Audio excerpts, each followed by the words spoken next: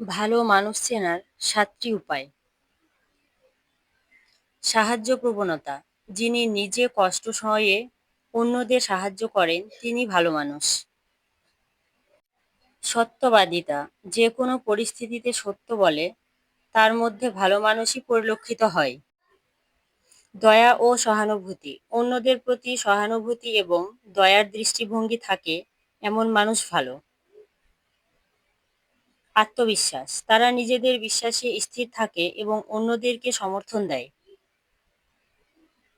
অহংকারহীনতা। ভালো মানুষ কখনোই অহংকারে ভোগেন না, সবসময় নম্রতা ও দয়ার পরিচয় দেন। ধৈর্যশীলতা। তারা জীবনের প্রতিটি পরিস্থিতি মোকাবেলা করতে ধৈর্য ধারণ করেন।